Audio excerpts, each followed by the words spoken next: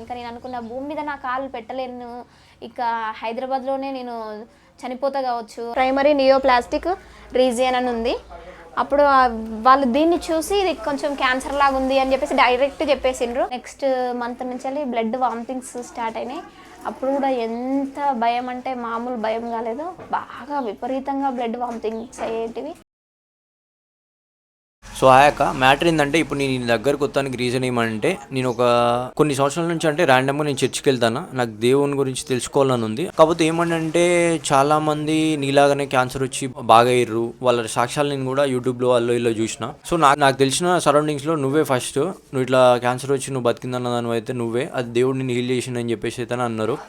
So దాని గురించి తెలుసుకోనీకి, నాకు దేవుని గురించి డీప్గా తెలుసుకోనీకి, అసలు ఆయన మనుషులు నిజంగానే స్వస్థపరుస్తాడా, హీల్ చేస్తాడా, అసలు ఎవరు ఆయన గురించి తెలుసుకోవాలి అని చెప్పి అయితే నేను ఇక్కడికి వచ్చిన. అసలు నీ లైఫ్లో ఏం చేసిండో, అసలు ఏం జరిగింది, నీ ఫస్ట్ నుంచి చెప్పు. అసలు నువ్వు దేవుని ఎప్పుడు తెలుసుకున్నావు, ఎలా తెలుసుకున్నావు, నీ డిసీజ్ వచ్చిన వరకు నుంచి ఎండ్ వరకు నాకు డీటెయిల్గా చెప్పాక. అందరికీ ప్రైజ్ ది లార్డ్. నా పేరు స్నేహ. అయితే నేను నాకు ఒకసారి బాగా సివియర్ ఫీవర్ వచ్చింది. అలాంటి టైంలో అప్పుడు మేము విగ్రహారాధన చేసేవాళ్ళము. అలాంటి టైంలో ఒక సోది చెప్పే ఆమె దగ్గరికి వెళ్ళినాము. అప్పుడు ఆమె అన్నది, ఇంకా నీ పైన ఎవరో మంత్ర ప్రయోగం చేసిరు అని చెప్పేసి, బ్లాక్ మ్యాజిక్ చేసిరు అని చెప్పేసి ఆమె చెప్పింది. తర్వాత ఎన్నో హాస్పిటల్కి వెళ్ళినాము. ఆ హాస్పిటల్కి వెళ్ళినప్పుడు ఏమీ లేదని చెప్పేవాళ్ళు. మళ్ళీ ఇంటికి రాగానే ఫుల్ ఫీవర్ వచ్చేది. ఆ టైంలో ఇంకా ఏం చేయాలో అర్థం కాక మా నాన్నకి ఎవరో చెప్పిండ్రు, చర్చికి వెళ్తే నయమవుతుంది ఇట్లాంటి చేతబడులు అని చెప్పి. ఆ టైంలో మేము చర్చికి వెళ్ళినాము. ఆ చర్చికి వెళ్ళినప్పుడు అక్కడ దాదాపు 3 రోజులు మా నాన్న అక్కడనే పడుకోబెట్టిండు నైట్ టైంలో. ఆ టైంలో నాకు అనిపించేది ఒక చీకటి నా మించెలి వెళ్ళినట్లు అనిపించింది. ఒక 3 డేస్ తర్వాత పర్వాలేదు, బాగైపోయిన తర్వాత మళ్ళీ ఒక 1 ఇయర్ వరకు కంటిన్యూస్గా చర్చికి వెళ్ళిన. దాని తర్వాత ఫ్యామిలీ పరిస్థితులను బట్టి తర్వాత 2 ఇయర్స్ వరకు నేను చర్చికి వెళ్ళలేదు. ఆ 2 ఇయర్స్ గ్యాప్లో ఇంకా నాకు విపరీతమైన స్టమక్ పెయిన్ వచ్చేసింది. ఆ టైంలో మేము ఖమ్మం హాస్పిటల్కి వెళ్ళినాము, తర్వాత మహబాద్ వెళ్ళినాము, తర్వాత హన్మకొండ, వరంగల్ వెళ్ళినాము. ఎక్కడికి వెళ్ళినా వాళ్ళు మంచి రిపోర్ట్స్, మంచిగానే ఉంది, ఏం ప్రాబ్లం లేదని చెప్పేసి రిపోర్ట్స్ ఇస్తూ ఉన్నారు. అయితే ఇంకా బాగా స్టమక్ పెయిన్ విపరీతంగా ఎక్కువైపోయింది. అట్లాంటి టైంలో మేము ఇంకా యూరిన్ పాస్ కూడా ఎక్కువైతుండే. అట్లాంటి టైంలో ఇంకా హైదరాబాద్ వెళ్ళినాము. హైదరాబాద్ మల్లారెడ్డి హాస్పిటల్కి వెళ్ళినాము. అక్కడ వాళ్ళు స్కానింగ్ చేసి చెప్పిండ్రు ఏంటంటే బ్లాడర్లో గడ్డలు ఫామ్ అయినాయని చెప్పి మల్లారెడ్డి హాస్పిటల్లో చెప్పారు. అప్పుడు ఇంకొక 3 డేస్ ఐసీయూలోంచి ఏమైందో పూర్తిగా తెలుసుకున్న తర్వాత మమ్మల్ని ఎంఎన్జే హాస్పిటల్కి పంపించిండ్రు. అక్కడ మేము వెళ్ళిన తర్వాత అక్కడ రిపోర్ట్స్ ఇచ్చినాము. రిపోర్ట్స్ చూసిండ్రు, టెస్ట్ చేసిన తర్వాత లోపల గడ్డ ఉన్నది. ఆ గడ్డని చిన్న పీస్ పైకి పంపించి టెస్టులు చేయాలని చెప్పి అక్కడ చెప్పిండ్రు. అందుకోసం అందుకని ఉస్మానియా హాస్పిటల్కి పంపించిండ్రు.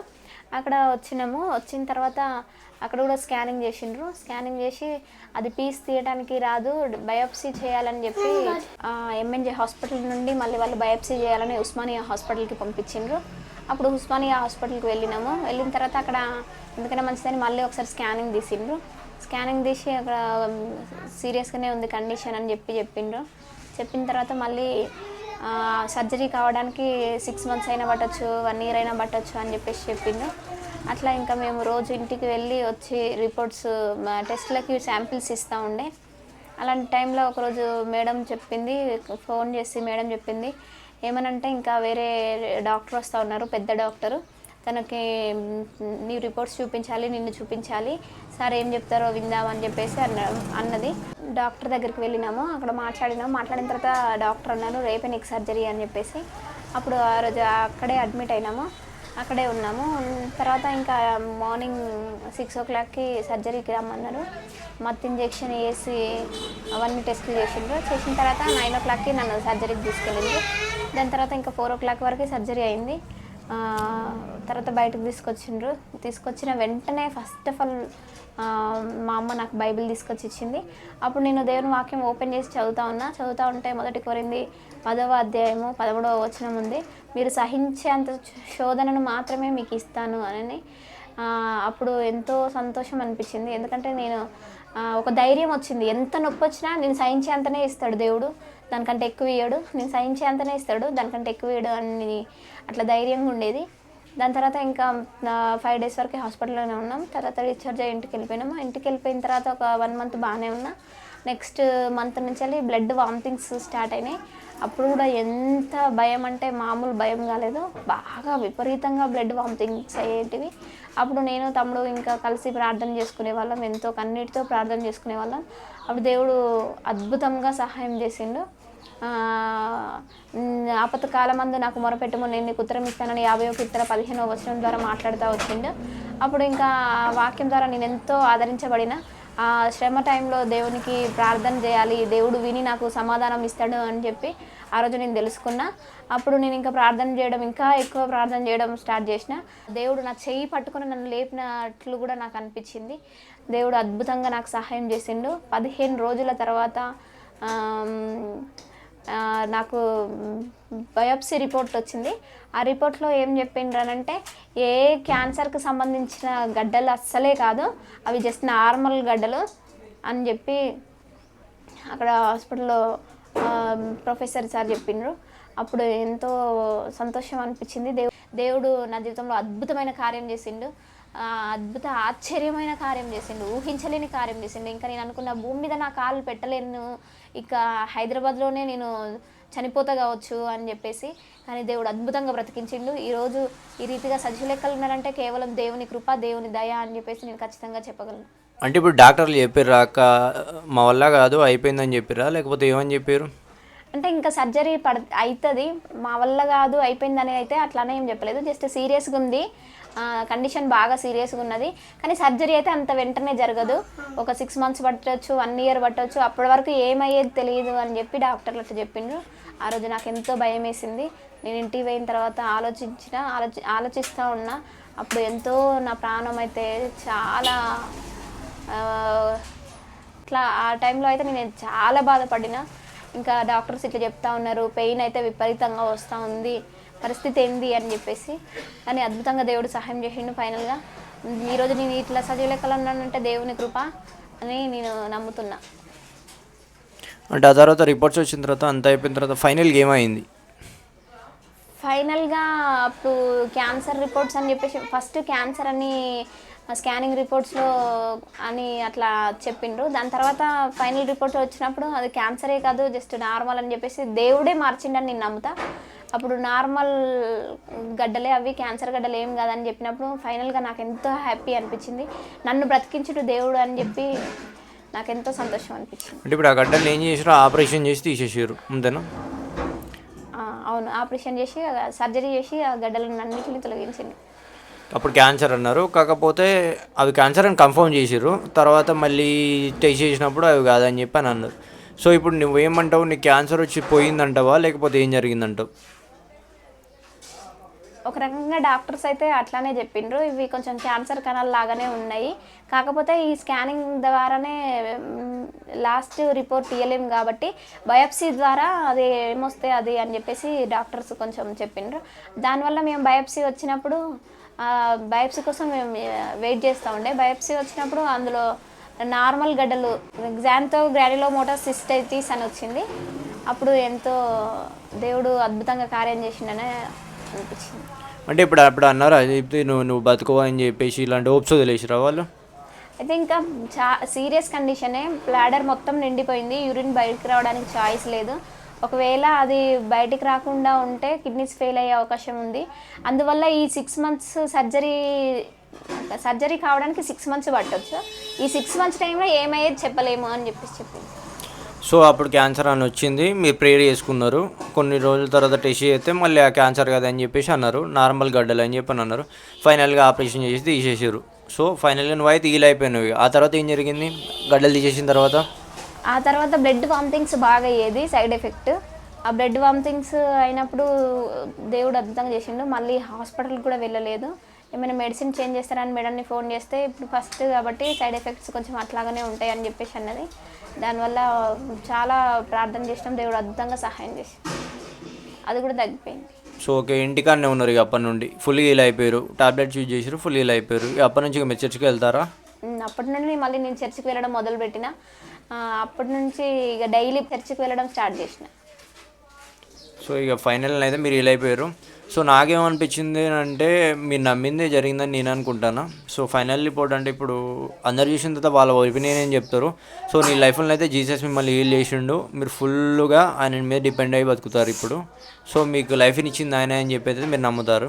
సో నాకైతే బాగా అనిపించింది అక్క, ఇంత గొప్పగా నిన్ను దేవుడు బతికించినట్టు నాకు మస్తు అనిపించింది. ఇప్పుడు నేను ఇంకా జీసస్ గురించి తెలుసుకుంటున్నా కాబట్టి ఇంకా నాకు చాలా బిలీఫ్ వచ్చింది, చాలా నమ్మకం వచ్చింది. ఇంకా ఈ చూసే వాళ్ళకి మీరు ఏం చెప్పాలనుకుంటారు జీసస్ గురించి? అంటే దేవుని వాక్యంలో ఉంది, నమ్ముటని ఇవ్వాలనైతే నమ్మవానికి సమస్తము సాధ్యము అని.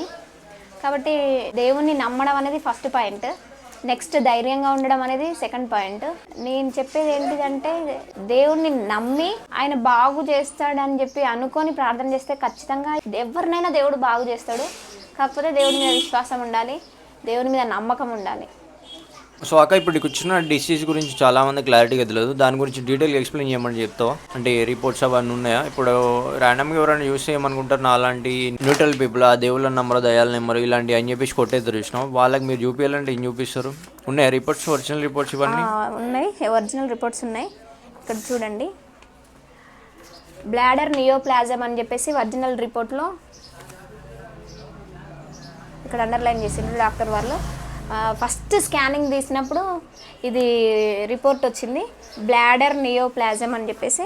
దాన్ని నేను బ్లాడర్ నియోప్లాజం అంటే ఏంటిదని చెప్పేసి కూడా యూట్యూబ్లో చాలా సెర్చ్ చేసిన. ప్రతిసారి ఇది టైప్ ఆఫ్ క్యాన్సర్ అని చెప్పేసి వచ్చింది. అప్పుడు ఇంకా నాకు చాలా భయం వేసేది, అసలు వీడియోస్ చూడడమే బంద్ చేసిన, భయం ఎక్కువైతుందని వీడియోస్ చూడడమే బంద్ చేసిన. నెక్స్ట్ ఇది బయోప్సీ రిపోర్ట్, ఇది బయోప్సీ రిపోర్ట్.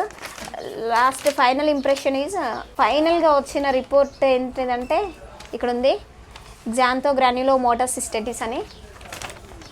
అంటే జస్ట్ నార్మల్ గడ్డలే అని చెప్పేసి ఫైనల్గా డాక్టర్స్ కన్ఫర్మ్ చేసింది. మిగతావన్నీ అన్ని హాస్పిటల్కి వెళ్ళిన రిపోర్ట్స్, ఇవన్నీ చాలా ఉన్నాయి. ఏ హాస్పిటల్స్ తిరిగినామో మాకు తెలియదు, లెక్కలేనన్ని హాస్పిటల్ తిరిగినాము, లెక్కలేనన్ని రిపోర్ట్స్, ఇంకా చాలా ఎక్కడెక్కడ ఉన్నాయో తెలియదు. ఇవైతే నేను కలెక్ట్ చేసి దాచిపెట్టిన రిపోర్ట్స్. అవి చిన్న బుక్ ఉన్నట్టు అన్ని పేపర్లన్నీ హాస్పిటల్కి పోయిన రిపోర్ట్స్, అన్ని పేపర్స్ హాస్పిటల్కి పోయినాయి, ఇంకా చాలా ఉన్నాయి. అసలు నేను ఫస్ట్ మల్లారెడ్డి హాస్పిటల్కి పోయినప్పుడు స్కానింగ్ తీసింది, ఫస్ట్ యూరినరీ బ్లడర్లో ప్రాబ్లం వచ్చిందని చెప్పేసి ఇక్కడ రాసింది, ప్రైమరీ నియోప్లాస్టిక్ రీజియన్ అని ఉంది. అప్పుడు వాళ్ళు దీన్ని చూసి ఇది కొంచెం క్యాన్సర్ లాగా ఉంది అని చెప్పేసి డైరెక్ట్ చెప్పేసిండ్రు, ఇక్కడ హాస్పిటల్లో అమ్మాయికి ట్రీట్మెంట్ లేదు, వేరే హాస్పిటల్కి వెళ్ళాలి, ఎంఎన్జే హాస్పిటల్, క్యాన్సర్ ఎంఎన్జే హాస్పిటల్కి వెళ్ళాలి అని చెప్పి అన్నారు. సో ఇదైతే మల్లారెడ్డి హాస్పిటల్లో ఫస్ట్ ఇచ్చిన రిపోర్ట్. నెక్స్ట్ ఎంఎన్జే హాస్పిటల్కి వెళ్ళినాము, వాళ్ళైతే ఇక్కడ ఈ బుక్ ఇచ్చిండ్రు, ఈ బుక్ కొనుక్కోమన్నారు.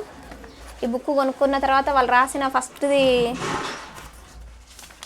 ఏంటంటే ఇంకో ఇది రాసిండ్రు, ఒక పీస్ తీయాలి, బయోప్సీ చేయాలి, బయోప్సీకి ఉస్మానియా హాస్పిటల్కి రాసిండ్రు. ఈ బుక్ అయితే వాళ్ళు ఎంఎన్జే హాస్పిటల్లో తీసుకున్న ఫస్ట్ రోజు, అందులో ఫస్ట్ రోజు తీసుకున్న ఓపీ కూడా ఇందులో ఉంది. నెక్స్ట్ డే నుండి ఉస్మానియాకి వెళ్ళిన తర్వాత ఉస్మానియాలో ఇవి రిపోర్ట్స్ రాసిండ్రు, మళ్ళీ స్కానింగ్ తీసిన రిపోర్ట్స్ అన్ని మొత్తం ఫస్ట్ నుండి లాస్ట్ వరకు ఏమైంది అనేది మొత్తం ఈ బుక్లో ఉంది. అవన్నీ చూడండి గాయస్ ఎంత ఉన్నాయో, ఇవన్నీ హాస్పిటల్కి పోయి ఆ ట్రీట్మెంట్కి అయినవన్నీ ఏమీ డాక్టర్ల మీద డిపెండ్ అయ్యి వాళ్ళు వదిలేసిన హోప్ని దేవుని మీద పెట్టుకొని దేవునికి ప్రేయర్ చేసుకొని హీల్ అయిపోయింది అక్క. సో ఫైనల్గా బతికించింది మాత్రం దేవుడు అని అక్క అది చెప్తుంది. అక్క మాటలనే తెలుసుకుందాం, అసలు దేవుని గురించి మనకు చెప్పాలనుకుంటే నాలంటి వాళ్ళకి చెప్పాలనుకుంటే ఏం చెప్తుంది అని చెప్పేసి. సో చెప్పక్క, ఇప్పుడు నువ్వు దేవుని గురించి ఏం చెప్పాలనుకుంటున్నావు అందరికీ? చాలామంది అయితే జీసస్ అంటే ఏదో అని చెప్పేసి వెక్కిరిచ్చినట్టు అట్లా చూస్తారు కదా, నీ ఒపీనియన్ ఏం చెప్పాలనుకుంటున్నావు చెప్పక్క. అయితే ఇంకా నేను ఫైనల్గా డాక్టర్లు దగ్గరికి వెళ్ళినప్పుడు వాళ్ళు చనిపోతుందని చెప్పేసి అన్నారు, హోప్స్ లేవని చెప్పేసి అన్నారు, అప్పటి వరకు ఏమవుతుందో తెలియదని చెప్పేసి అన్నారు. వాళ్ళనే నేను దేవుళ్ళు అనుకున్నా, నన్ను బ్రతికించే వాళ్ళు అనుకున్నా, కాకపోతే వాళ్ళే చేతులు ఎత్తేసిర్రు. ఆ టైంలో నాకు దేవాది దేవుడు అద్భుతంగా సహాయం చేసిండు. ప్రార్థన చేసుకున్నప్పుడు దేవుడు సహాయం చేసి సర్జరీ జరిగేలాగా చేసిండు, డాక్టర్లకు నా పట్ల దయ పుట్టించిండు. ఇంకా ఏంటంటే నేను చెప్పేది, ధైర్యంగా ఉన్నప్పుడు అన్ని కార్యాలు జరుగుతాయి, మళ్ళీ దేవుని మీద భారం వేసుకున్నప్పుడు ఎన్నో అద్భుతాలు చూడగలుగుతాం. బైబిల్లో ఉంది, దేవుని యొక్క శిష్యులు దేవుని పైన ఆధారపడి ప్రార్థన చేసినప్పుడు ఎంతోమంది స్వస్థతను పొందిండ్రు. అట్లాగా నేను ఆ వాక్యంలో చూసి నేను ప్రార్థన చేస్తూ ఉండే, అప్పుడు దేవుడు సహాయం చేసిండు. దేవుని మీద నమ్మకం ఉంచినప్పుడు దేవుడు అద్భుతంగా సహాయం చేస్తాడని చెప్పి చెప్పగలుగుతాను. సో థ్యాంక్స్ అక్క, నీ టెస్టిమోనీ మాతో షేర్ చేసుకున్నందుకు. Okay, thank you. Praise the Lord. అందరికీ praise the Lord. Thank you అక్క, థ్యాంక్ యూ సో మచ్.